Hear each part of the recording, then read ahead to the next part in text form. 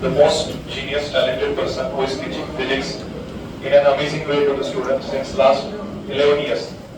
So he is the basically owner and director of this Prarambh Academy. बऱ्याच वेळेला हे lectures वगैरे होतात, तुम्हाला सगळेजण अकॅडमीची इन्फॉर्मेशन सांगतात, नुसतं आमच्या अकॅडमीमध्ये अशा पद्धतीने शिकवलं जातं वगैरे वगैरे. पण इथं हे लेक्चर जे अरेंज केलं याचा मोठा तो नाही, याचा मोठा आहे सीईटी जेईई नीट. प्रत्येक वर्षी 10वीची परीक्षा झाल्यानंतर बरेच विद्यार्थी येतात, सर मी सीईटी करू का मी जेईई करू, नीट मध्ये काय डिफरन्स आहे, कोणतं कॉलेज घेऊ का मी डिप्लोमा करू, असे बरेचसे डाऊट्स असतात का कॉमर्सला जाऊ. त्यासाठी हे सेमिनार आहे. तुम्हाला नोटबुक पॅड यासाठी सोबत ठेवायला सांगितले. डाऊट्स तुमचे मेन्शन करा, सर ती डिटेल मध्ये तुम्हाला सांगतील. कट ऑफ रेंज किती असते, सीईटी ची परीक्षा किती मार्काची असते, जेईई ची किती असते. महाराष्ट्रामध्ये काही जणांना असं वाटतं नुसतं जेईई करायचं, सीईटी वरती सुद्धा किती जास्त आपण ऍडमिशन मिळवू शकतो, सीईटीचं सुद्धा काय महत्व आहे. जेईची परीक्षा बऱ्याच जणांना माहितच नसतं की वर्षातून 2 वेळेला होते. हे सगळे डिटेल्स प्रॉपरली सर सांगतील. Listen to sir carefully. If you talk in between you will be send down like I'm sending this guy outside right now. Okay, please start sir. Most welcome. Yes. Go down. All the girls sitting there on the top. आप लोगों को ये screen सही से दिखाई दे रही है? Everyone? And all these boys sitting there at the last. Can you all see the screen properly? Fine. Thank you, Mazhar sir, for this wonderful introduction and also providing the platform to talk about entrance exam. अब सारे students बहुत ही अच्छे से आने वाले 30 minutes के लिए आप लोग मैं जो बताने जा रहा हूँ उसको सुनिए. अप टू 10th स्टैंडर्ड आपके ना लाइफ में उतना कंफ्यूजन नहीं होता, क्योंकि जब आप 8th स्टैंडर्ड पास करोगे और जब आप 9th में जाएंगे तो ऑलमोस्ट 8th स्टैंडर्ड में आपने जो सब्जेक्ट्स पढ़ाई की 9th में भी वही सब्जेक्ट्स आएंगे. जो आपने 9th में पढ़ाई की 10th में वही सब्जेक्ट्स आएंगे, राइट. लेकिन once you pass your 10th standard, after passing in 10th standard चीजें ना थोड़ी सी बदल जाती हैं. अब आपके पास सब्जेक्ट के चॉइसेस आ जाते हैं, राइट. आप लोगों में से कुछ लोग साइंस लेंगे, आप लोगों में से कुछ लोग कॉमर्स लेंगे. सब लोग 10th में पास होने वाले हो ना? कोई है जिसको चांस है कि 10th में विकेट जाएगा? ऐसा कुछ है किसी का? या होपफुली नॉट. अब ध्यान से सुनो. The moment you clear your 10th standard, यहाँ पे ऐसा कोई स्टूडेंट है जिसने कुछ सोचा हो कि 10th खत्म होने के बाद 11th स्टैंडर्ड में साइंस लेना है? कितने बच्चे यहाँ पे साइंस लेने वाले हैं? Once the 10th standard gets over, हाथ उठाओ यार. लोगों ने ये सोचा है कि जब हम साइंस लेंगे तो साइंस में we will go for engineering.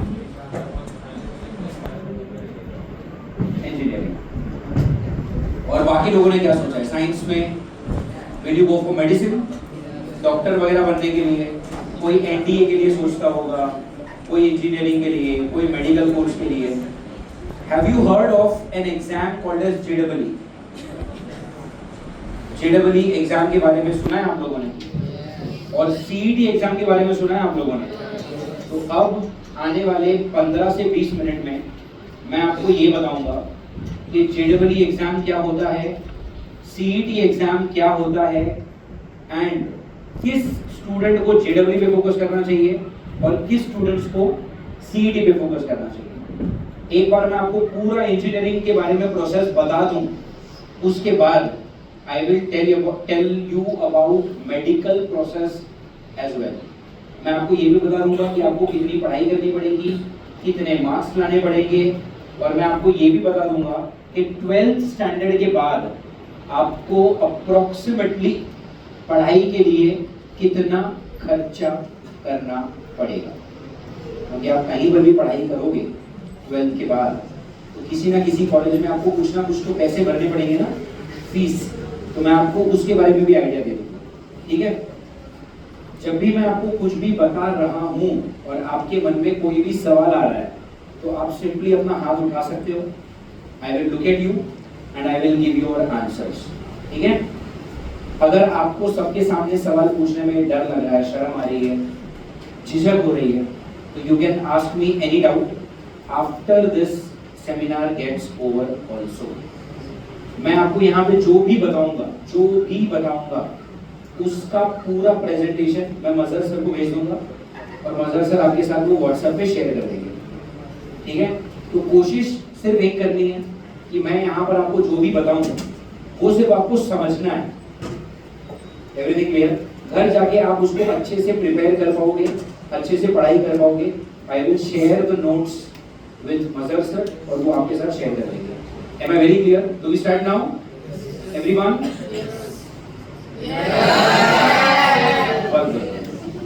Let's start. Fine. पहले मैं बात करूंगा अबाउट इंजीनियरिंग कॉलेजेस और इंजीनियरिंग प्रोसेस के बारे में, ठीक है। अब जैसे ही आपका 10th स्टैंडर्ड खत्म होगा, can we put the slide off? Sir can we put the slide off? यहाँ पर ध्यान देंगे सब लोग। जब आपकी 11th और 12th स्टैंडर्ड की सब्जेक्ट चॉइसेस की बात करेंगे तो प्लीज नो कि आपको 12th स्टैंडर्ड में पढ़ने पड़ेंगे 6 subjects. Please have a look at it. What do you see? Which is the first subject that you will have to study? English. English is your first language और आप English को replace नहीं कर सकते 11th और 12th में। It is a compulsory language. Am I clear? अब अगर आपको इंजीनियर बनना है तो आपके लिए 3 सब्जेक्ट्स सबसे ज्यादा इंपॉर्टेंट होंगे and those 3 subjects are physics, chemistry and maths. बिना फिजिक्स, केमिस्ट्री और मैथ्स के नॉलेज के आप एक कंप्लीट इंजीनियर नहीं बन पाएंगे। Am I clear with this? Okay. Apart from these 3 important subjects, there is one more subject that you have to study, which is called as geography. And do you see there is a choice? या तो आप मराठी पढ़ सकते हो या तो फिर आप आईटी पढ़ सकते हो। आईटी का फुल फॉर्म होता है इंफॉर्मेशन टेक्नोलॉजी, जिसको हम सिंपल लैंग्वेज में क्या बोलेंगे? Computer science. तो या तो आप कौन सा सब्जेक्ट पढ़ोगे? मराठी, या तो आप कौन सा सब्जेक्ट पढ़ोगे? Computer science. यहाँ पे it is your choice, what do you want to study. अगर किसी को मराठी लैंग्वेज से प्यार है, लैंग्वेज पढ़ने में मजा आ रहा है, they can go for Marathi. और अगर आपको ऐसा लगता है कि नहीं, लाइफ में हमने 8-10 साल मराठी पढ़ ली है, हमको अच्छे से ये लैंग्वेज आती है, कुछ नया सीखना है, तो फिर आप आके आईटी भी ज्वाइन कर सकते हो। Tell me, are we all clear with the subject selections? Can you replace English? No. Can you replace Marathi and IT में से कोई एक ले सकते हैं? Yes. What about the 3 most important subject as an engineer? Physics, chemistry, maths. Am I very clear? Everyone? अब total subjects कितने हो गए आपके? You have 6 subjects. और इन्हीं 6 subjects पे आपको क्या देना पड़ेगा? Board exam. And how many marks do you have for your board exams? 600 marks. आपके 10th की board exam जैसी होगी, 12th की भी board exam बिल्कुल वैसे ही होगी। Am I clear with this? पक्का? इसमें किसी को कोई डाउट? Next. अब ध्यान से सुनो। आपको ना बोर्ड एग्जाम में कितने मार्क्स मिले, इससे डिसाइड नहीं होगा कि आपको इंजीनियरिंग कॉलेज में एडमिशन मिलेगा या नहीं मिलेगा। इंजीनियरिंग में आपका एडमिशन होगा या नहीं होगा, ये डिसाइड होगा। ये जो 3 सब्जेक्ट दिख रहे हैं आपको, कौन से 3 subject? Physics, chemistry and maths. In 3 subjects पे एक अलग से एग्जाम होती है जिसको हम क्या कहते हैं? Entrance exam. What do we call it? Tell me. और एंट्रेंस एग्जाम के सब्जेक्ट्स कौन से? Physics, chemistry, maths. Entrance exam में ज्योग्राफी, मराठी, आईटी, इंग्लिश, ये सब कुछ काम का नहीं होता। सिर्फ क्या काम का होगा? Tell me one last time. और you call this exam as an entrance exam because this will give you entry to your engineering college. जैसे आप थिएटर में जाते हो मूवी देखने, तो आपको टिकट खरीदनी पड़ती है। What is that ticket? That ticket is the entry. उसी तरह इंजीनियरिंग कॉलेज में भी आपको क्या देनी पड़ेगी? एंट्री। और उस एंट्री के लिए आपको क्या देना पड़ेगा? Entrance exam. इंडिया में there are two exams which are very very famous. The first entrance exam is called as what? JEE mains. And the second entrance exam is called as what? MHT CET. Are we clear with this? I repeat, how many entrance exams do we have? Actually, we have many entrance exams, but the most popular exams are these two. और India के 99.99% students यही दोनों exam देते हैं. Which is the first exam? JEE mains. And which is the next exam? CET. CET is Common Entrance Test. One more time, what is CET? Common Entrance Test. अब हम रहते हैं महाराष्ट्र में, तो हमारे लिए कौन सी एग्जाम होगी? महाराष्ट्र की CET. अगर आप कर्नाटक में रहते तो कर्नाटक की CET होती, अगर आप गुजरात में रहते तो गुजरात की CET होती. ये क्लियर हो गया? तो every state has their own common entrance test. Are you clear with this? तो ये जो एग्जाम है, ये स्टेट लेवल की एग्जाम हुई या नेशनल लेवल की एग्जाम हुई? ये स्टेट लेवल हुई, बट ये national level exam. Are you getting it? And what are these exams called? Entrance exam. And entrance exam will give us entry. Entry to what? Entry to engineering college. Are we clear? अब बहुत ध्यान से सुनना. ये जो चीज मैं बताने जाने वाला हूँ, ये ज्यादातर ना इंटरनेट पे अवेलेबल नहीं है और इसी में लोग कंफ्यूज होते हैं. इंजीनियरिंग कॉलेज दो टाइप के होते हैं. First is called as what? Can you read? First is called as the national level college. National level college मतलब क्या? All India level, national. And how many colleges do we have? So we have total 81 national level college. ये clear? दूसरा college है जिसको हम क्या कहते हैं? State level college. And when I say state level, what do I mean? Maharashtra. Maharashtra में कितने कॉलेजेस हैं? ये 336 colleges are state level college. और ये 81 कॉलेज जो है वो कौन से हैं? नेशनल लेवल कॉलेज, मतलब ऑल इंडिया लेवल. इसमें किसी को कोई डाउट? Everyone clear? अब देखो, नेशनल लेवल में the first college is called as what? NIT. What is NIT? National institute of technology. और NIT के पास ना, मैंने ब्रैकेट में यहाँ पे लिखा हुआ है 32. What do I mean by 32? 32 का ये मतलब है कि नेशनल इंस्टीट्यूट ऑफ टेक्नोलॉजी के टोटल 32 कॉलेजेस हैं. Are you getting it? तो ये 32 कॉलेजेस कहाँ पर होंगे? क्या ये सारे कॉलेजेस सांगली में? तो महाराष्ट्र में नहीं. ये 32 के 32 कॉलेज ऑल ओवर इंडिया में फैले हुए हैं. तो कोई कॉलेज गुजरात में होगा, कोई कॉलेज महाराष्ट्र में होगा, कोई कर्नाटक में होगा. Are you understanding? हर स्टेट में NIT की सिर्फ एक कॉलेज होगी. तो महाराष्ट्र में ये जो 32 कॉलेजेस है ना, उसमें से महाराष्ट्र में एक ही है. कहाँ पर? नागपुर में. गुजरात में एक ही है, सूरत में. Every state has how many colleges? Only one college of NIT. NIT का full form? National institute of technology. India में सिर्फ एक ही ऐसा स्टेट है जिसके पास NIT के 2 कॉलेज हैं, and that state is Bengal, West Bengal. West Bengal छोड़ के किसी भी स्टेट के पास एक से ज्यादा NIT के कॉलेजेस नहीं हैं. Am I very clear? Everyone? Now, आप मुझे बताइए, मैंने आपको क्या बताया था? एंट्रेंस एग्जाम कितने टाइप के होते हैं? तो पहले का नाम, दूसरे का नाम MHT CET. MHT CET is Maharashtra based and JEE is national level college. National level exam. थोड़ा सा कॉमन सेंस लगाओ और आप लोग मुझे बताओ, अगर किसी को NIT में एडमिशन चाहिए तो क्या लगता है कैसे मिलेगा? CET से मिलेगा या JEE से मिलेगा? Know that 100% admissions in NIT happen from JEE mains only. यहाँ पर MHT CET से एडमिशन नहीं मिलेगा। Are we clear with this? Everyone, what is the logic? What do you think? Logic क्या है? Logic simple है। ये जो CET है वो महाराष्ट्र लेवल की है और ये जो कॉलेज है वो इंडिया लेवल की है। तो क्या महाराष्ट्र की एग्जाम देके इंडिया लेवल पे एडमिशन मिल सकता है क्या? नहीं मिल सकता।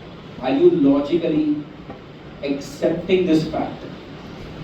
हेलो, सबको फिट हो रहा है ये दिमाग में? दूसरी कॉलेज का नाम है IIIT। IIIT का फुल फॉर्म पढ़ो एक बार। Indian institute of information technology. कितने कॉलेजेस हैं इनके? 26 कॉलेजेस। महाराष्ट्र में है कि across India? Across India they have how many colleges? 26 colleges. और उसमें महाराष्ट्र में IIIT के 2 कॉलेज, एक पूना में और एक नागपुर में। अब अगर आपको IIIT का कोई कॉलेज में एडमिशन चाहिए, what do you think? CET से मिलेगा या JEE से मिलेगा? Logic. IIIT is a national level college and CET is a state level exam, तो वहां से वहां पर एडमिशन नहीं हो सकता। तो यहाँ पर भी आपका 100% admissions will happen purely through JEE and not through MHT CET. Are we clear with this? And the last college that we have is called as what? IIT. And IIT का full form पढ़िए, Indian Institute of Technology. कितने centers हैं इनके? 23. And where are these 23 centers? Across India. तो उसमें महाराष्ट्र में भी एक है, which is in Mumbai. आपने सुना होगा IIT मुंबई। आ रहा समझ में? यहाँ पर भी एडमिशन कैसे मिलेगा? JEE से। और JEE की कौन सी exam? Now, do you notice one thing? ये है JEE मेंस, ये है JEE मेंस और ये है JEE। अब मेंस और एडवांस में फर्क क्या होता है? ध्यान से सुनो। JEE मेंस का अगर यहाँ पर एग्जाम हो रहा है, all of you can give JEE mains exam, all of you can give this, but आप में से जिनको अच्छे मार्क्स मिलेंगे किसमें? मेंस में, सिर्फ वही स्टूडेंट JEE एडवांस एग्जाम दे सकता है। Are you understanding? Who can give JEE mains? Anyone can give. कोई भी आके JEE मेंस का पेपर दे सकता है, बट एडवांस कौन दे सकता है? सिर्फ वो स्टूडेंट जिसको मेंस में अच्छे मार्क्स मिलेंगे। फॉर एग्जाम्पल, मान लो यहाँ पे ये सारे लड़के, ये लड़कियां, ये लड़के और ऊपर वाली लड़की, मान लो आप लोग सब मिलके 100 लोग, ठीक है, एग्जाम्पल दे रहा हूँ। How many of you there right now? 100 people. Now these 100 students can give which exam? JEE mains. मैंने 100 लोगों का एग्जाम लिया, let us say the exam is of 50 marks, और फिर मैं क्या अनाउंस कर रहा हूँ कि जिसको 30 के ऊपर मिला होगा वही आके एडवांस एग्जाम दे सकता है। Are you getting it? So अब अगर किसी को 28 मिला तो क्या वो एडवांस की एग्जाम दे सकता है? नहीं दे सकता। तो मैंने कट ऑफ डाल दिया। Are you getting it? JEE mains के लिए कोई कट ऑफ है क्या? मेंस में कोई कट ऑफ नहीं, बट एडवांस के लिए कट ऑफ क्लियर करना पड़ेगा। Then you will give which exam? JEE advance. और अगर आपको एडवांस में अच्छे मार्क्स आए तो ही आपको क्या मिलेगी? IIT मिलेगी। Are we clear with this? Everyone? Next we will talk about which college? State level. State level colleges कितने? 336 में। गवर्नमेंट कॉलेजेस कितने? और 314 are your private college. Are you understanding this? इसमें किसी को कोई डाउट है? आप ध्यान से सुनिए। Which student is eligible to get an admission into government college? Only that student who gives the exam of MHT CET. JEE से आपको महाराष्ट्र के गवर्नमेंट कॉलेज में एडमिशन नहीं मिलेगा। Are we understanding this? क्या बोला मैंने? If you want an admission in which college? Maharashtra level government college, तो आपको कहाँ से एडमिशन मिलेगा? वो CET से या JEE से? सिर्फ और सिर्फ CET से। इसका मतलब ये हुआ कि मान लो आप में से किसी ने जेईई का पेपर दिया और उसको फुल मार्क्स मिले, फिर भी क्या आपको महाराष्ट्र की गवर्नमेंट कॉलेज में एडमिशन मिलेगा? नहीं मिलेगा, क्योंकि महाराष्ट्र की गवर्नमेंट कॉलेज में एडमिशन लेने का एक ही तरीका है। कौन सा तरीका? CET exam and not by JEE exam. Are we clear with this? And then last college that we have is what, tell me? Private colleges. Which private colleges? Maharashtra level private colleges. अब सुनिए, Maharashtra level private colleges में admission कैसे मिलता है? पढ़ो। 85% admissions किसको मिलेंगे? MH की CET वाले स्टूडेंट्स को, एंड 15% एडमिशंस किसको मिलेंगे? JEE वाले स्टूडेंट्स को। Are we clear? For example, किसी भी कॉलेज में कितने सीट्स होते हैं? अप्रोक्सीमेटली 60 सीट्स होते हैं, एंड 60 का 85% मतलब कितना सीट? 51 सीट किसको मिलेगी? CET वाले स्टूडेंट्स को, एंड 15% मतलब कितने सीट्स? 9 सीट्स किसको मिलेंगे? JEE वाले। Are you understanding? So now you answer that if a student wants to plan admission in the government college of Maharashtra, तो उसको JEE की तैयारी करनी चाहिए या CET की? उसको CET की तैयारी करनी चाहिए। क्यों? क्योंकि महाराष्ट्र की गवर्नमेंट कॉलेज आपको सिर्फ कैसे एडमिशन देगी? CET से एडमिशन देगी, एंड JEE से एडमिशन नहीं मिलता, तो फिर JEE पढ़ाई करने का कोई फायदा हुआ नहीं। But if somebody wants to go for NIT, तो NIT में जाना है तो किसके लिए पढ़ना पड़ेगा? JEE के लिए या CET के लिए? JEE के लिए, क्योंकि अगर आपको NIT में जाना है और अगर आप CET की तैयारी करोगे तो NIT वाला एडमिशन नहीं देगा, वहां पे जाने के लिए क्या करना पड़ेगा? JEE की तैयारी करनी पड़ेगी। Are we clear with this? Why am I telling you all this? I am telling you all this because of a very simple reason. बहुत सारे स्टूडेंट्स को ना ये पता ही नहीं होता कि JEE की एग्जाम क्यों देनी है और CET की एग्जाम क्यों देनी है। लोग ब्लाइंडली पढ़ाई शुरू कर देते हैं JEE के लिए, और फिर वो बोलते हैं कि सर हमको तो वॉल्चन कॉलेज में एडमिशन लेना है। Have you heard of Walchand college? Sangli Miraj road पे है, विश्राम बाग में। सबको पता है वॉल्चन कॉलेज? वॉल्चन कॉलेज आपको क्या लगता है, नेशनल कॉलेज में आता है कि स्टेट कॉलेज में आता है? स्टेट कॉलेज में। और स्टेट में कहां पर आता है? गवर्नमेंट में या प्राइवेट में? Walchand is a state sponsored government college.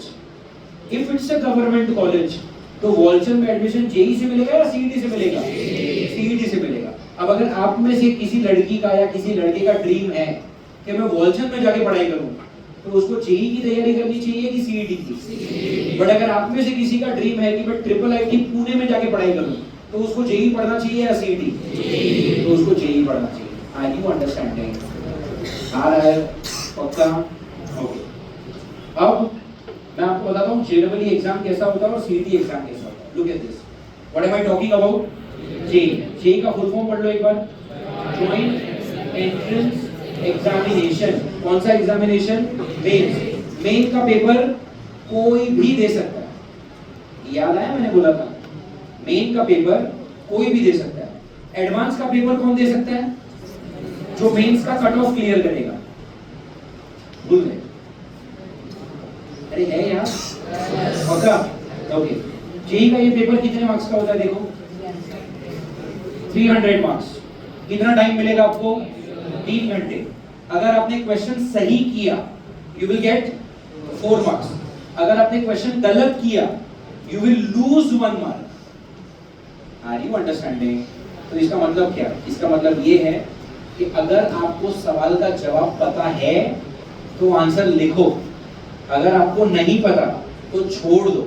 क्योंकि अगर आपको आंसर नहीं आता और अगर आपने तुक्का मारा, तुक्का समझता है? फ्लूक करते होंगे ना कभी कभी चीजों में, ABCD कुछ नहीं पता, सब कर लेते हो कभी कभी। ये JEE में नहीं करना है, क्योंकि अगर गलत हो गया 1 मार्क माइनस हो जाएगा। Are we clear? तो अब चलो एक छोटी सी एक्सरसाइज करते हैं। मान लो 5 क्वेश्चन, एक क्वेश्चन का 4 मार्क, तो पेपर कितने मार्क्स का हो गया? 20। मान लो मैंने 5 के 5 अटेम्प्ट किए, मेरे 3 सही हुए, 3 सही हुए, तो पॉजिटिव मार्क्स कितने? 3 4 12 आर पॉजिटिव। बट मैंने 2 गलत भी किया ना, एक गलत का -1, 2 गलत के -2, करेक्ट कितने थे मेरे? 3 करेक्ट के 12 मार्क्स, 2 गलत का -2, 12 -2, तो मेरा फाइनल स्कोर कितना हो गया? 10 आउट ऑफ 20। अरे बेटे, अब मेरे तो 3 सही हुए थे ना, तो 12 मिलने चाहिए थे। 3 सही हुए ना, I should have received how much marks? 12. But how much did I receive? Only 10. Where did I lose those 2 marks? In the negative marking. जो 2 मैंने गलत किए थे। अब आप सोचो, अगर वो 2 क्वेश्चन मैंने छोड़ दिया होगा, तो मेरा टोटल कितना होगा? 12. बट मैंने लिखा और मैं गलत हो गया, तो इसलिए मेरा टोटल कितना हो गया? 10. तो बोलो, तुक्का मारने में मजा है कि तुक्के नहीं मारने हैं, छोड़ देने हैं? क्या करना है आपको? If you know the answer, you write it. If you have even a pinch of doubt, leave it. क्योंकि गलत हो गया तो नुकसान हो जाएगा। Are we clear? Everyone? Okay. अब ये जो 300 मार्क का पेपर है, आपको शुरुआत में मैंने बताया था, याद है? चलो, let me check your memory. ये जो JEE है, it is a part of entrance exam. Everyone? Entrance exam में इंग्लिश होता है? बोर्ड्स में इंग्लिश होता है। एंट्रेंस में सिर्फ 3 सब्जेक्ट्स होते हैं, कौन से? Chemistry, maths. क्या बात। तो जेईई में भी कितने सब्जेक्ट्स होंगे? 3, फिजिक्स, केमिस्ट्री, मैथ्स, फिजिक्स, यही 3 पेपर आएंगे। Are we clear everyone? अब ये देखो, केमिस्ट्री का पेपर कितने मार्क्स का? 100, मैथ्स, फिजिक्स 100, 100, 100, 300 मार्क्स का पेपर हो गया। कितना टाइम मिलेगा? ये जो 3 आवर्स है, ये पर सब्जेक्ट है या तीनों का मिलके? तीनों का मिलके। तीनों सब्जेक्ट की एग्जाम एक ही दिन पे होगी। अभी 10th स्टैंडर्ड में क्या होने वाला है? एक दिन आपका इंग्लिश का पेपर होगा, फिर शायद एक आध दिन की छुट्टी होगी, फिर एक दिन मैथ्स का पेपर होगा, फिर एक दिन हिंदी मराठी का पेपर होगा, फिर एक दिन साइंस का पेपर होगा। एक ही दिन पे सारे पेपर होते हैं कि अलग अलग दिन पे? इसमें एक ही दिन पे तीनों पेपर होंगे। This paper is for 1 hour, this paper is for 1 hour, this paper is for 1 hour. तीनों पेपर एक ही साथ, no break in between. 3 hours of total exam, 300 total marks. Every question you get it right, you get 4 marks. Every question you make a wrong attempt, you will end up losing 1 mark. Am I very clear with this? इसमें किसी को कोई doubt? Now, एक चीज notice करो, chemistry में total questions कितने हैं? 25, और टाइप है 2। एक होता है एमसीक्यू टाइप और एक होता है न्यूमेरिकल टाइप। एमसीक्यू टाइप क्या होता है ये आपको पता है, आता है ना अभी भी आपको MCQs. You have 1 question, you have 4 options A B C D. आप क्वेश्चन पढ़ते हो, आपको जो सही लगता है आपको ए बी सी डी में से टिक करते हो, right? What do you call it? You call it MCQ. What is the full form for MCQ? Multiple choice question. But MCQ के साथ साथ दूसरी चीज क्या आती है? न्यूमेरिकल। न्यूमेरिकल का मतलब क्या? ध्यान से सुनो।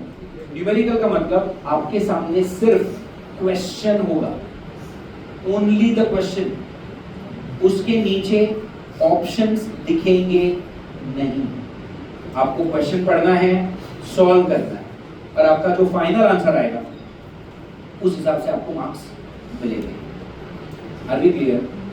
ये एग्जाम ऑनलाइन एग्जाम होती है, जेईई की एग्जाम ऑनलाइन एग्जाम होती है। एंड ये जो ऑनलाइन एग्जाम होगी ये आप अपने घर से नहीं दे सकते, आपके मोबाइल से, आपके लैपटॉप से। नो, उनका सेंटर होता है, आपको उनके सेंटर पे जाना है, वहाँ पर आपको ऐसा एक लैपटॉप दिया जाएगा और आपको वो चीज़ें वहाँ पे पेपर देना। अब आप में से बहुत सारे लोगों को ऐसा लगेगा कि अरे यार लैपटॉप आने वाला है, मतलब मुझे टाइपिंग भी सीखनी पड़ेगी। नहीं, ऐसा नहीं होता। ये वाले कौन से क्वेश्चन है? एमसीक्यू। एमसीक्यू में क्या होता है? सिर्फ एबीसीडी होता है, माउस चलाने आता है, आपने एबीसीडी क्या सिर्फ टिक किया, सबमिट किया, खत्म। What about numerical? न्यूमेरिकल में आपको पूरा क्वेश्चन का आंसर टाइप नहीं करना होता है। आप न्यूमेरिकल पढ़ोगे, सवाल पढ़ोगे ना, फिर मैं आपको एक रफ पेपर और एक पेन दूंगा। रफ पेपर और पेन पे पूरा क्वेश्चन सॉल्व कर लो। जो फाइनल आंसर आएगा ना, सिर्फ वो फाइनल आंसर लिख कर आना है। Are you understanding? और फाइनल आंसर में तो नंबर्स आएंगे 14, 37, 52.8, तो जो भी नंबर आया सिर्फ वो नंबर टाइप करना है। उतना तो कर सकते हो ना? कैलकुलेटर चलाते हो, नंबर ही तो टाइप करते हो। तो न्यूमेरिकल में भी सिर्फ क्या करना होता है? नंबर टाइप करना होता है। और एमसीक्यूज में क्या करना होता है? A B C D tick mark करना होता है। Are we understanding this everyone? और सबसे important, can you read this? जेडब्ल्यू की एग्जाम में क्वालिफाई करने के लिए आपको 12th की बोर्ड एग्जाम में कम से कम कितने मार्क्स आने चाहिए? 75% मार्क्स आने चाहिए। Are we clear?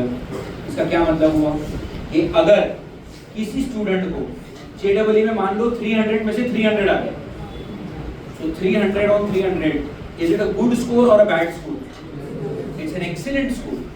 लेकिन अगर आपको 12th की बोर्ड एग्जाम में 75% नहीं मिले तो आप एग्जाम से डिस्क्वालीफाई कर दिए जाओगे, फिर आप आगे एडमिशन नहीं ले सकते। Are you understanding everyone? तो what is the qualification criteria in JW?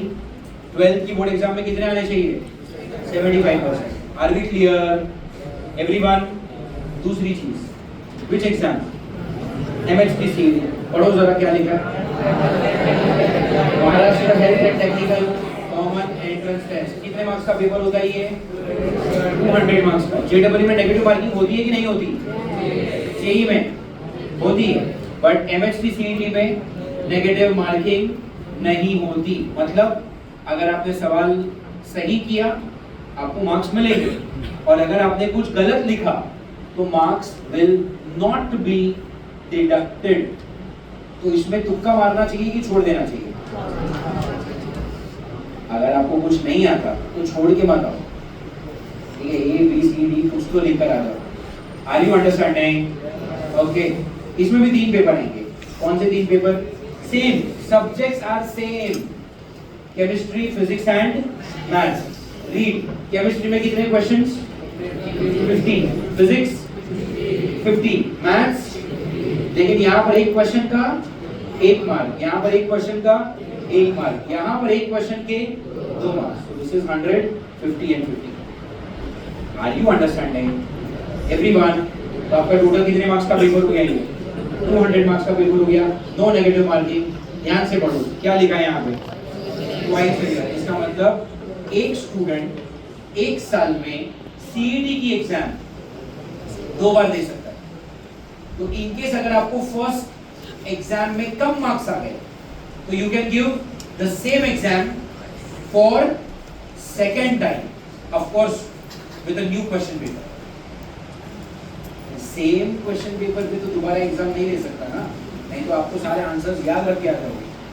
तो one student can give CET exam how many times? 2 times in a year. पिछले साल तक सीईटी की एग्जाम साल में सिर्फ 1 बार होती थी। इस साल से 2026 से सीईटी की एग्जाम साल में 2 बार होगी, 1 बार अप्रैल में, 1 बार मई में। You can give both the exam.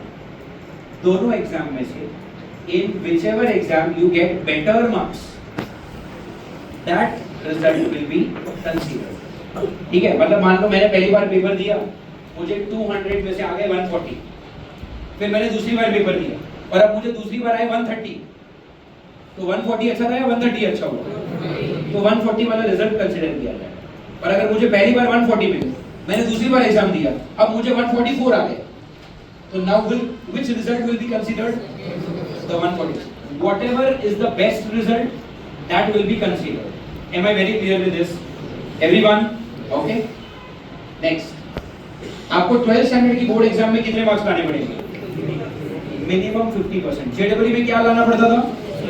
75%। CET में कितना लाना पड़ेगा? 50%। और एक चीज और नोटिस कर रहे हो आप? You will have to score minimum 50% in 12th standard board exam in PCM. What is PCM? Physics, Chemistry, Maths। सिर्फ ये 3 सब्जेक्ट में आपको 50% के साथ पास होना पड़ेगा। Are we clear everyone? Okay, कितने मार्क्स का पेपर होता है ये? अच्छा एक सेकंड, ये तुम लोग कुछ लिख रहे हो क्या? ये सब यू राइटिंग दिस? ये तुम लोग कुछ होमवर्क कर रहे हो? फोकस करो। If I see anyone talking, I will have to throw them out of the classroom. Don't do that. So, if a student scores 150 above, तो उसको कौन सी कॉलेज में एडमिशन मिल जाएगा? तो गवर्नमेंट कॉलेज में लाने के लिए आपको आउट ऑफ 200 कितने मार्क्स लाने पड़ेंगे? 150 अबव। बट मान लो अगर किसी को 150 के ऊपर नहीं आया और अगर किसी का स्कोर आया सिर्फ कितना 100 to 150 के बीच में है, 100 अबव 150 बिलो, अगर उतना ही मिला तो you will get admission into a good private college. और अगर आपका स्कोर बिलो 100 आ गया तो you will still get admission into private college, but ये जो कॉलेज है वो कैसी होगी? पढ़ो, नॉट सो गुड क्वालिटी। मतलब यहाँ पर पढ़ाई करने का कोई फायदा नहीं है। आप पढ़ने के लिए पढ़ लोगे, आपको डिग्री भी मिल जाएगी, बट आपकी डिग्री की कोई वैल्यू नहीं होने वाली। Are you getting it? तो अगर आप सीईटी पे फोकस कर रहे हो तो आपका बेस्ट टारगेट क्या होना चाहिए? 150 above and gate A government college. और कम से कम कितना लाना पड़ेगा? 100 to 150 के बीच में तो आने चाहिए, ताकि आपको क्या मिल जाए? एक अच्छी प्राइवेट कॉलेज मिल जाए। Are you understanding? Did you understand everything about the CET exam? Everyone look at this. एक बार इसको देख लो, क्या किसी को कोई डाउट आ रहा है? Anyone has any doubt in this? All clear? ऊपर, पीछे, यहाँ पे, आगे, all these boys, ये सब clear है? Anyone wants to ask any doubt? So tell me, how many entrance exam do we have? 2, JEE and CET. Who should focus on JEE exam? The student who wants to get admission into national level college should focus on JEE, and the student who wants to focus on state level college must focus on CET exam. Are you getting it? इसमें किसी को कोई doubt है? अब most important thing जो आपको पता होनी चाहिए, ध्यान से स्टेट लेवल कॉलेजेस कितने? 336। हर साल कितने स्टूडेंट एग्जाम देते हैं? 3.5 लाख के ऊपर। और सीट्स कितनी है? 1.62 lakh. And national level college कितने? 81। हर साल कितने स्टूडेंट्स एग्जाम देंगे? 15 लाख। और सीट्स कितने? सिर्फ 47,500। एक मजेदार बात बताऊं, सुन के थोड़ा सा बुरा लगेगा। आप लोग अभी 10th स्टैंडर्ड का सिलेबस पढ़ रहे हो। Do you find there is too much of competition? हाँ, but I tell you, the competition ratio in 10th standard is 0. I will tell you why. आप लोग 100 लोग हो, अगर आपके 100 के 100 लोगों ने अच्छे से पढ़ाई करी तो क्या 100 के 100 लोग पास हो सकते हैं? हो सकते हैं ना? हो सकता है किसी को 95% मिले, किसी को 90 मिले, किसी को 85 मिले, किसी को 75, 65, 55, 45, 40, सब लोग पास हो गए ना? तो 95 वाला भी पास है और 40 वाला भी पास है। तो क्या आप सब के सब लोग पास हो जाएंगे?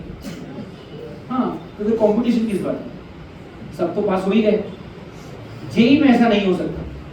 जेई में एग्जाम कितने लोग देते हैं? 15 लाख।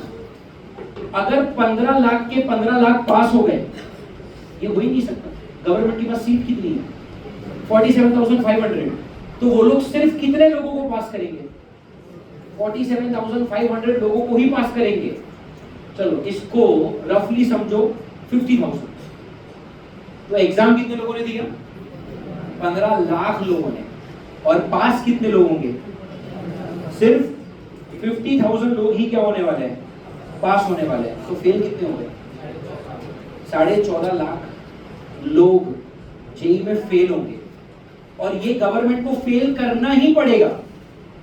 10th में ऐसा होता है क्या? पिछले साल बालासकर एकेडमी में कितने स्टूडेंट थे? 150, सारे के सारे पास हो गए। नीचे आपने रिजल्ट भी देखा होगा। अब उसमें कोई टॉपर है जिसको 98% मिला है, तो किसी को 88 भी मिला होगा, किसी को 78 भी मिला होगा, किसी को 68 भी मिला होगा। Everyone will pass. So what is the competition ratio in 10th standard? There is no competition. Anyone can pass. Everyone will pass. But what about JEE?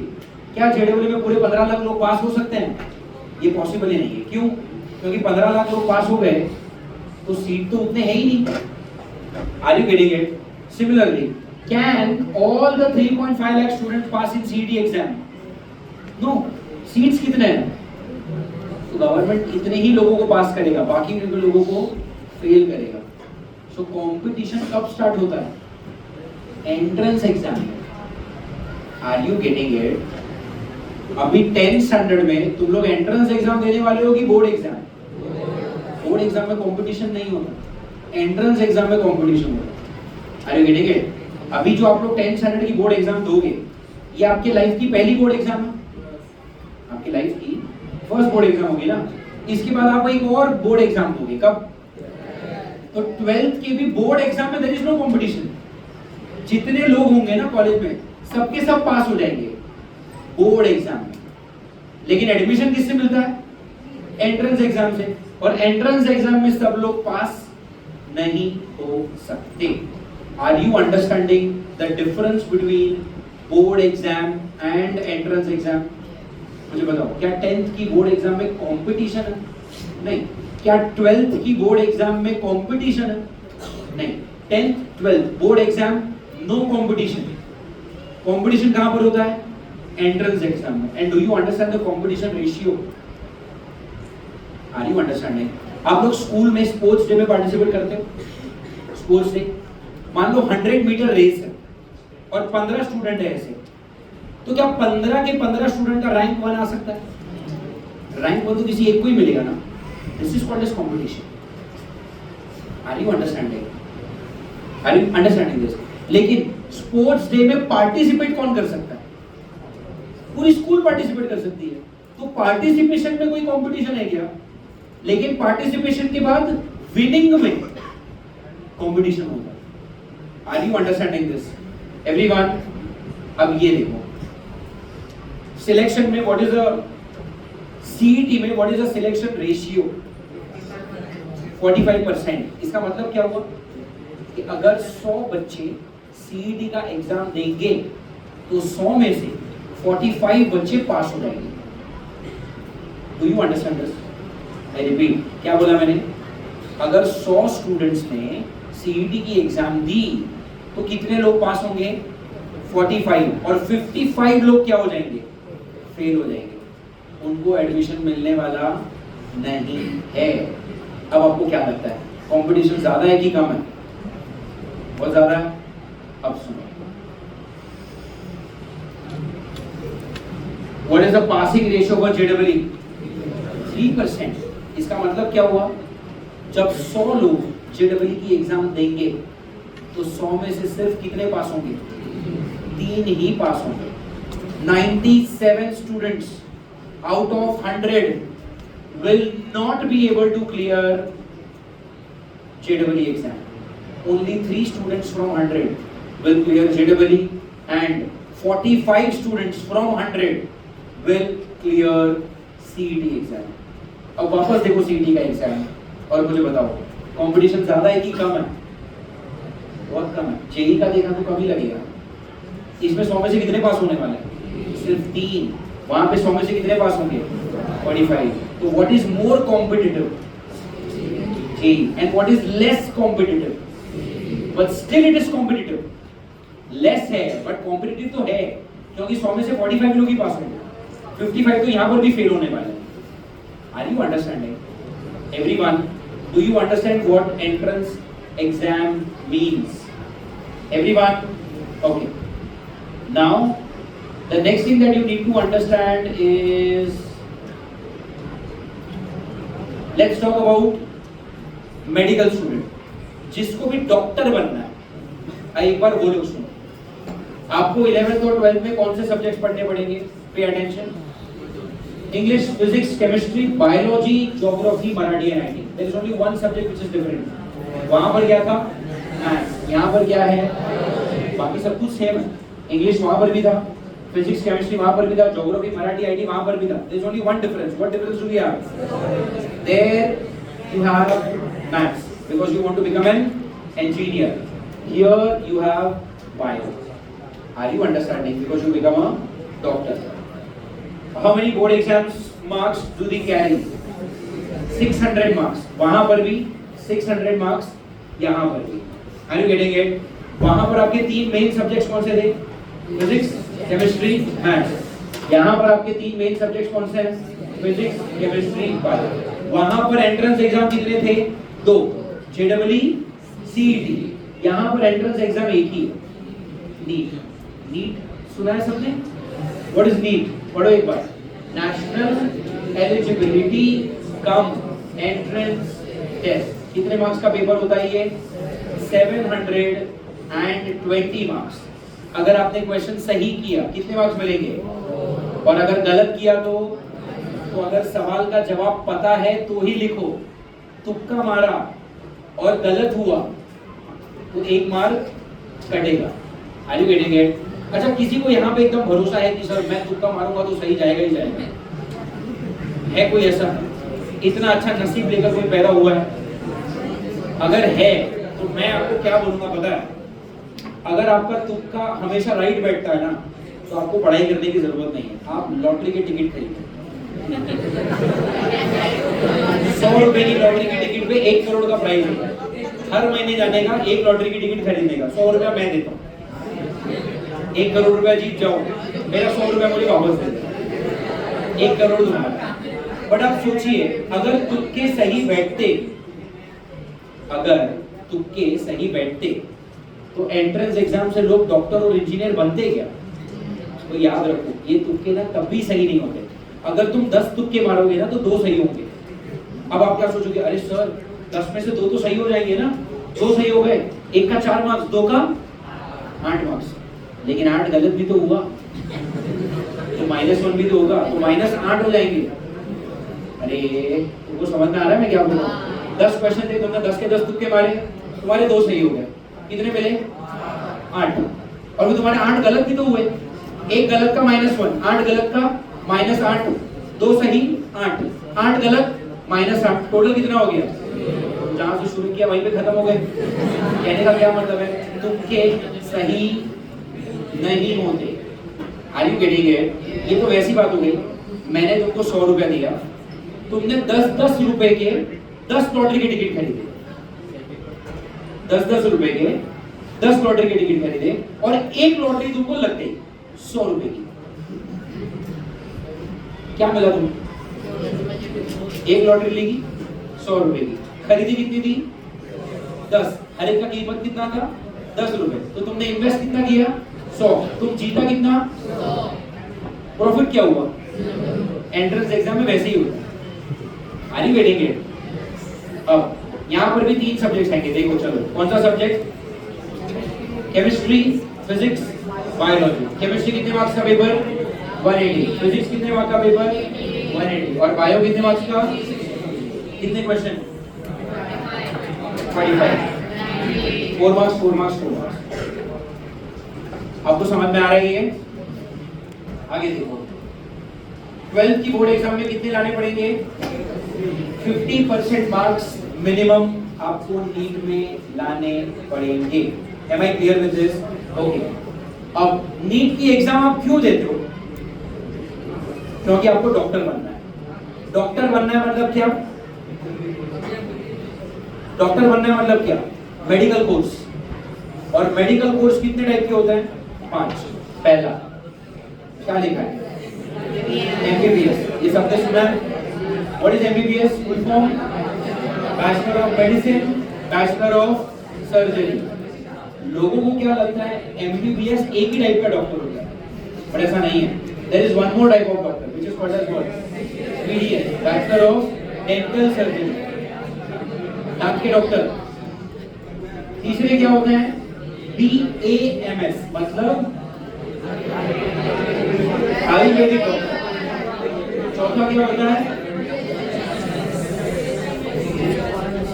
I'm noticing some of you are not what BHMS. What is BHMS? Bachelor of Homeopathy Medicine and Surgery. Homeopathy doctor नाम सुना आप लोगों ने? And last में होता है BBSc. What is BBSc? Veterinary Science. प्राणियों के जो डॉक्टर होते हैं। तो total how many types of medical courses we have? 5. First is MBBS, dentist, ayurvedic doctor, homeopathy doctor, animal doctor. तो 5 टाइप के डॉक्टर होते हैं। अगर आप इन 5 में से कोई भी कोर्स करना चाहते हो तो आपको क्या पढ़ाई करनी पड़ेगी? नीट की पढ़ाई करनी पड़ेगी। और अगर आपने इन 5 में से कोई भी कोर्स कर लिया तो आप अपने नाम के आगे डॉक्टर लगा सकते हो। MBBS किया तो भी आपके नाम के आगे डॉक्टर जुड़ेगा। डेंटिस्ट हो, आयुर्वेदिक डॉक्टर हो, होम्योपैथी डॉक्टर हो या फिर एनिमल डॉक्टर हो, 5 डॉक्टर अपने नाम के आगे डॉक्टर वर्ड यूज कर सकते हैं। ठीक है। अब मेडिकल कोर्सेज करने के लिए ना 3 टाइप के कॉलेज होते हैं। कॉलेज नंबर 1 क्या लिखा है ऊपर? MS मतलब महाराष्ट्र। और क्या लिखा है ब्रैकेट में? Government colleges. दूसरा देखो सेमी गवर्नमेंट कॉलेजेस। और तीसरा क्या है? Deemed colleges. डीम्ड कॉलेज मतलब प्राइवेट कॉलेज। सबसे कम फीस किसकी होगी? गवर्नमेंट कॉलेज की। और सबसे ज्यादा फीस किसकी होगी? प्राइवेट कॉलेज की। प्राइवेट कॉलेज को टेक्निकल लैंग्वेज में क्या बोलते हैं? Deemed college. क्या बोलते हैं? Deemed college. तो which are the most expensive colleges? Deemed colleges. And which are the most affordable college? Government college. What about semi government college? Regular government college से थोड़े महंगे होंगे और प्राइवेट से थोड़े सस्ते होंगे। उनकी फीस बीच में होगी। Are you understanding? एक बार देख लो, अगर किसी को MBBS डॉक्टर बनना है तो गवर्नमेंट कॉलेज के लिए कितने सीट्स हैं उनके पास? कॉलेजेस कितने गवर्नमेंट के लिए? MBBS government colleges are 41, MBBS semi government colleges are 23 and MBBS deemed colleges are 55। वैसे मैंने सबका दिया आपको, dentist, Ayurveda, homeopathy, veterinary science. Veterinary science मतलब एनिमल हस्बेंड्री। ठीक है। टोटल गवर्नमेंट कॉलेज कितने हैं? 73, सेमी गवर्नमेंट कॉलेज ऑलमोस्ट 200 और डीम्ड कॉलेजेस कितने हैं? ऑलमोस्ट 100। आ रहा है आपको समझ में? अब अगर कोई स्टूडेंट चाहता है कि वो MBBS डॉक्टर बने और उसकी ख्वाहिश है कि वो गवर्नमेंट कॉलेज से MBBS डॉक्टर बने, तो उसको एग्जाम कौन सी देनी पड़ेगी? नीट। नीट की एग्जाम कितने मार्क्स की? 720। तो उसको 720 में से कितने मार्क्स लाने पड़ेंगे वो देखना है। For MBBS course if you want GMC, what is GMC? Government medical college. One last time, what is GMC? Government medical college. आपको 720 में से कितने लाने पड़ेंगे? मिनिमम 500 लाने पड़ेंगे। अगर आपको 720 में से 500 मार्क्स आ गए तो आपको कौन सा कॉलेज मिल जाएगा? MBBS के लिए गवर्नमेंट कॉलेज मिल जाएगा। और अगर आपको गवर्नमेंट कॉलेज मिल गई तो आपकी फीस कितनी होगी? 1.4 लाख पर ईयर। MBBS में गवर्नमेंट कॉलेज मिली तो आपको 1.5 लाख रुपया पर ईयर फीस भरनी पड़ेगी। क्या लगता है, फीस ज्यादा है कम है? ज्यादा है। अब कम लगेगी। ये पढ़ो, what is this? Semi government medical college. Semi government college के लिए कितने मार्क्स लगते हैं? 475 marks. G for girls, B for boys. Girls के लिए फीस 4 लाख, बॉयज के लिए fees 8 lakh.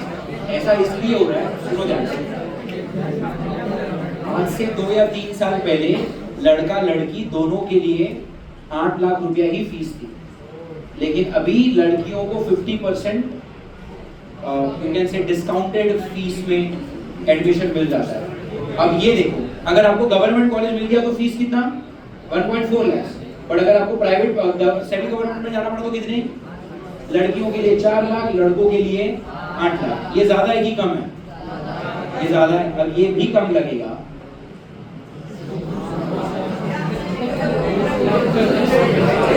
Deemed college,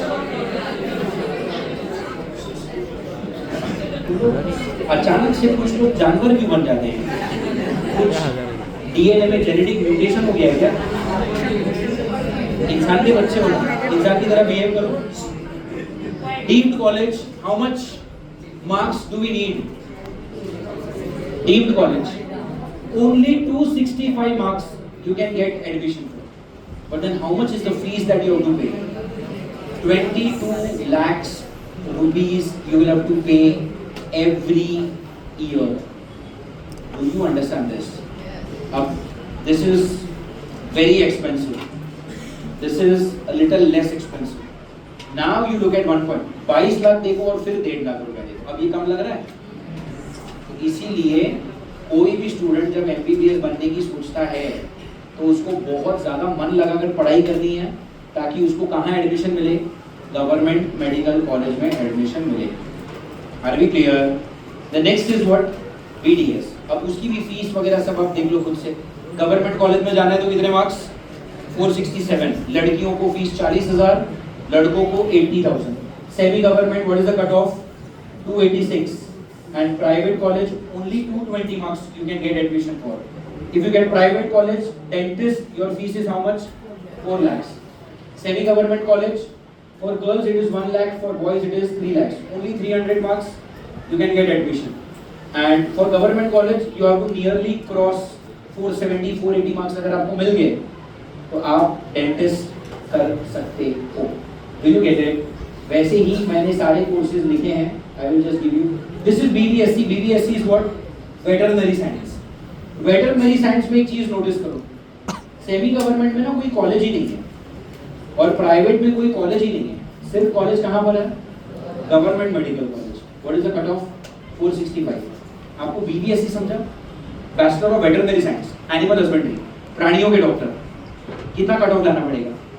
470 marks. अगर आपको 470 मार्क्स के ऊपर आ जाता है, for girls the fees is only 30,000, for boys the fees is only 60,000 in government college। याद रखो सेमी गवर्नमेंट और डीम्ड के लिए कोई भी कॉलेज इजी नहीं है यहाँ, ठीक है?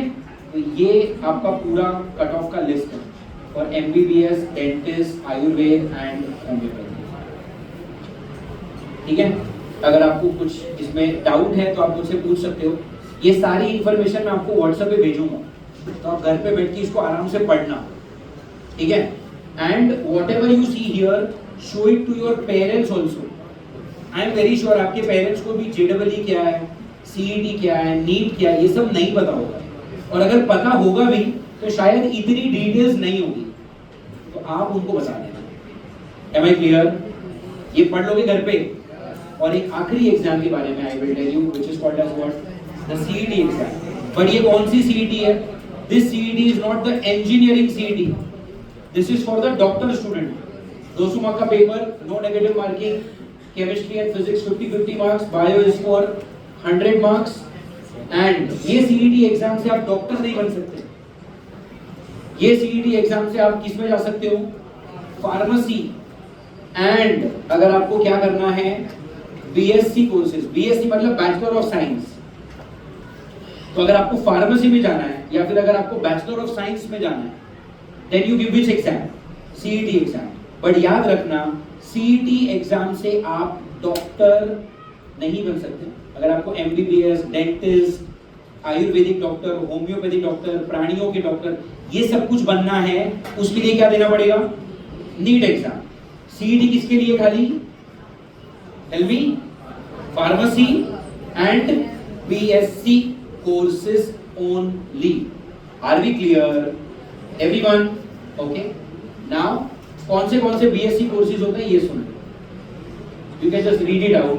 First is what? BSc radiology, BSc nursing, agriculture, cosmetology, radiotherapy technology, nano technology, bio informatics, veterinary science, microbiology, occupation therapy, optometry, clinical research, biotechnology, forensic science and dietitian and nutritionist. ऐसे 15 courses हैं जिसमें आप क्या कर सकते हो, BSc कर सकते हो। बट बीएससी करने के लिए नीट एग्जाम देने की जरूरत नहीं है, सीईटी एग्जाम से बीएससी होता है। Are you getting it? और नीट में कौन से 3 subject, physics chemistry bio. CET में कौन से 3 subject, same 3 subject, physics chemistry bio. जेडब्ल्यू में फिजिक्स केमिस्ट्री मैथ्स। इंजीनियरिंग की सीईटी में फिजिक्स केमिस्ट्री मैथ्स। आपके लिए बोर्ड एग्जाम ज्यादा इंपॉर्टेंट होगा या entrance exam? Entrance exam. Board exam में सब लोग पास हो जाते हैं, 10th में भी और 12th में भी, उसमें कोई कंपटीशन नहीं है। The real competition is in the entrance exam only. और आपको कौन सी डिग्री मिलेगी वो कौन डिसाइड करेगा, बोर्ड एग्जाम या एंट्रेंस एग्जाम? तो 11th और 12th में ज्यादा फोकस किस पे करोगे, बोर्ड एग्जाम पे या एंट्रेंस एग्जाम पे? बाकी तो बोर्ड एग्जाम में ना, अगर आपको 12th की बोर्ड एग्जाम में 95% भी आ गया ना तो भी उसका कोई वैल्यू नहीं है। 12th की बोर्ड एग्जाम में 95% आया और अगर आप बॉलचंद कॉलेज में जाके बोलोगे कि मुझे 12th में 95% मिला है, आपके कंप्यूटर इंजीनियरिंग में मुझे सीट दे दो, you will not get it. वो आपसे क्या पूछेंगे, बोर्ड में कितना आया फर्क नहीं पड़ता, एंट्रेंस एग्जाम में कितना आया ये बताओ। Do you understand? So through out your 11th and 12th what will you focus more on? For the board exams, will you focus more or for the entrance exam? For the entrance exam. Are you clear with this? Everyone? Any doubts anyone has in the exam pattern? If you have any doubts, you ask me the doubts. If there is no doubt, we can wind up the lecture. But first, for next 5 to 10 minutes, lights cut away. Yeah. If you people have any doubt, you let me know. तो doubt है? If you are not comfortable talking in English to me, आप मराठी में भी पूछ सकते हो, आप हिंदी में भी पूछ सकते हो, मुझे सारे लैंग्वेज आते हैं यार। Tell me if you have any doubt.